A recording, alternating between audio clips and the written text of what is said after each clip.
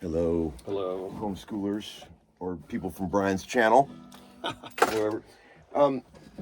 Bryan was kind enough to Bryan Sutton, Hey. my dear friend who I love to pieces, was kind enough to entertain me on this silly thought I had.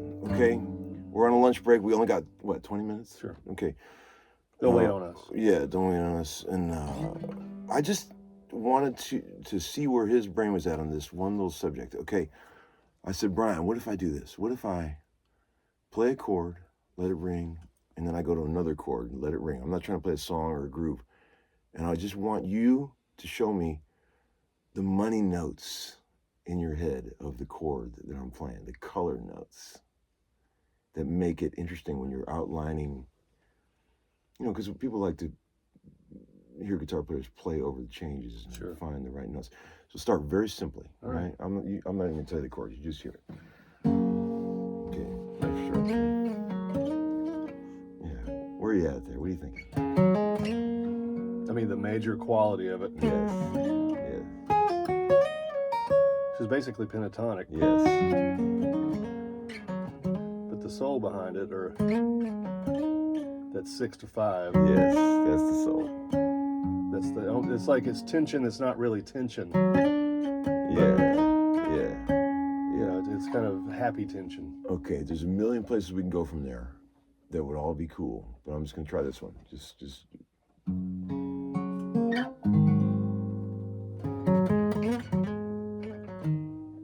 A flat dominant 7. Yeah.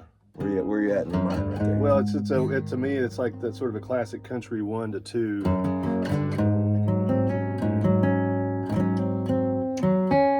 So the 5th of the F sharp becomes the sus of that. Yeah. So, without really trying to play a groove or anything, I'll play those two changes, and you just make up a little melody that outlines those two chords. All right. Okay.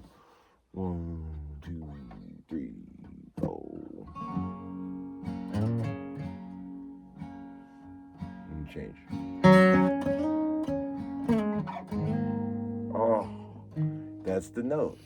See, now that is the note that makes that chord cool. Yeah. And if you know those notes, when you're playing solos, you got the right shit. Yeah. That's it, isn't it? Yeah, I mean, it's interesting to think about, like, is there a best option? I mean, we would hope to think that we could do that differently every time, but right. But there is kind of like, for people, as you build what they call vocabulary and experience, it's just like, this will work. Yes. Again, there's a little bit of that in here. I don't know where you're going. I don't know what I'm going to do, but just as I know, like, certain things to say to you in response to something you're asking me, like, it feels common. Yes. But again, good common. Okay. I'm gonna try 1, 2, or 3 dominant 7. All right. And just show me where you're at with that. Same thing. Okay. All right. You want another key? Yes. All right. Let's get out of F sharp. Okay. How about what do you want? Where do you want to be? Go to the key of D major. D major. 1, 2, 3, 4.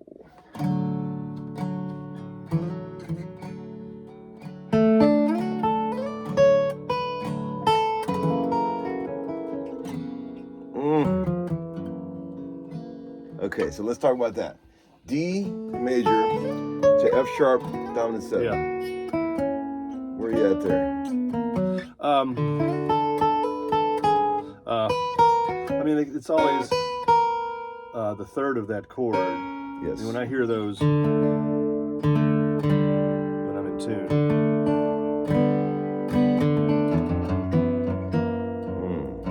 I mean, to me, I'm a fan of that, like those sus resolves. Yes. And all those notes are kind of in D major as well. So, all those options of how that one note can resolve, right. or... Yeah. Give me a whole nother vibe on that. QV. All right. 1, 2, 3, 4.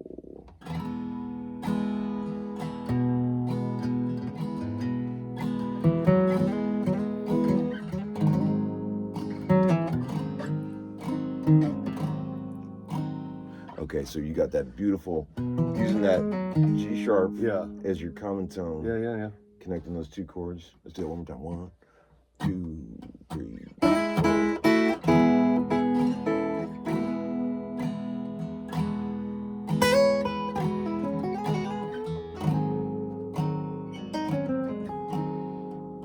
Where do we go next? To the 4? How about flat 7? Yes. 6 dominant 7. 6 dominant 7. We're in the key of E. Okay. Sorry, my brain was still back in the key of D. All right. Bryan and I always talk about our favorite chord, our favorite 2 chord changes. What's the progression that we really like? Like I've said, like one of my favorite chord changes is like in Que Sera Sera by Sly Stone, when it goes from the E to a 3/7 over 7. Oh yeah.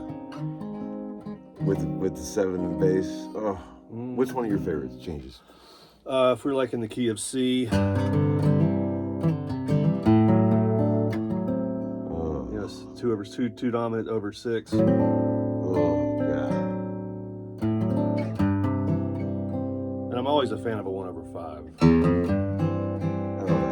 yeah. That's always a classic. Yeah. The 4 minor 6 to that. Yeah, that's beautiful. It's always about those stacks, like when you have something other than the root. Yes. That does some. It just that rich color underneath the chords.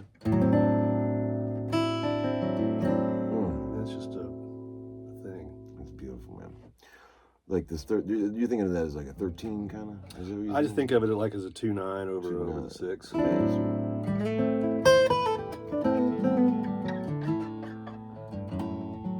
Like it could be, not a 13. Yeah, just a 2/9. Yes, dude, that's beautiful. Now what would that lead to then? What's the next chord? No.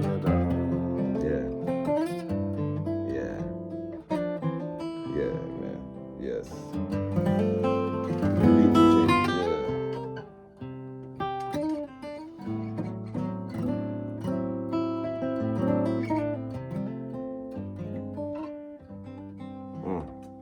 Tough to beat.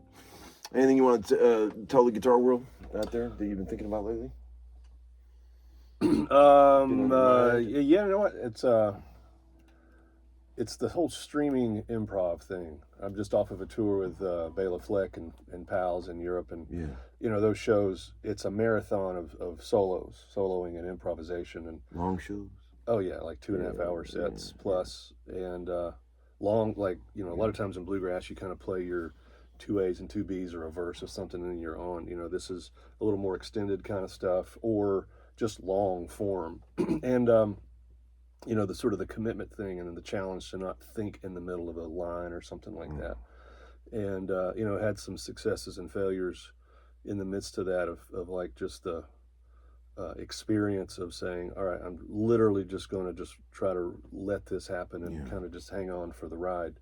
And when I could do that, it was always more fun and better. And it's the kind of stuff that a lot of us, we do just sitting around. But there is, I don't know what people assume about certain professional level performers, but there's always some kind of performance pressure. That's not necessarily anxiety, but it's just.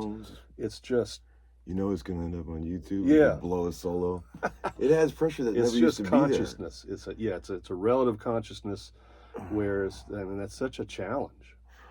I went to play a silly little club gig the other night, and it's just like the pickup gig with no rehearsal in a bar, 100 people. Yeah. And I was actually thinking, God, I hope nobody films this so that I can really try some shit. Yeah. And get out. And because I don't want to be like, if somebody films and puts it on YouTube, I don't want to be. I shouldn't even have to think about that. I know. But you have to now. Yeah, and it's interesting. Like, I followed that up. I sat in with my pal Billy Strings at the Bridgestone this past Saturday. Yeah. And I don't know if it's because I'd spent 3 weeks kind of in that heavier mindset. It felt so free with him. Yeah. And again, a lot of people would say you're in front of 10,000 people in an arena versus a bluegrass crowd. but it's just, I don't know, it's a headspace. I felt very free with him. There was no rules, no anything. It was just, let's just go have fun. And it's like, again, like so the challenge is bringing that in at all times, the fun, the joy, get out of your way. One last question, and I'll leave you alone. We got to get back to work. Dear Bryan, what is a really obscure single song bluegrass record that no one has ever heard that the whole world should listen to right now? Some of the, I'll just, speak in kind of like camps of music, like the stuff the Dillards did back in the 60s and 70s. Really influential to like a lot of the newer traditional bluegrass. I'm trying to think. Must be obscure. I've never even heard of them. Yeah. Well, the Dillards were, the family that was actually on Andy Griffith's show, but they were West Coast and doing some really, for the time, some really progressive bluegrass and doing songs that were, by newer West Coast writers, and kind of planted the seed for a lot of that West Coast country sound, where, and again, like Clarence White was out there hanging with those cats at that time. Yeah. And so all that, especially the stuff that Dillards was doing. So they made plenty of records that you could check out. Oh, yeah. Any particular ones that come to mind? I can't think of the titles of these things. Again, it just sort of, in my brain, exists kind of in this, like, this camp of music, this group of stuff. Underrated. Yeah, and, like, I'm talking, or Jimmy Lee and I were talking about this the other day. There's like these little sort of pods of bluegrass back in the mid 20th century. There's like a whole DC scene with the Country Gentlemen. Check out all their stuff. Like up around Ohio, Pennsylvania, Moon Mullins, and there's a whole Northeast scene. But it leads me to, again, one of the things I was also listening to was an interview with Larry Sparks. And I'll leave you with this one, is Larry Sparks' Lonesome Guitar record. Or anything pretty much Larry Sparks. If you want to hear a guy that is so committed to just the raw and real bluegrass thing, I got to check that out. Yeah, Larry Sparks. Larry Sparks. You've talked about him before. I've heard you talked about him. At the earlier part of our break this morning, we were sitting in the lounge and played a couple tracks off of Manzanita, which is probably your favorite. Yeah. What'd you say? Yeah, man. All right, homeschoolers. Well, thank you, Bryan, for coming on and talking. Good job. Love you, buddy. Thank you. All right. See you guys.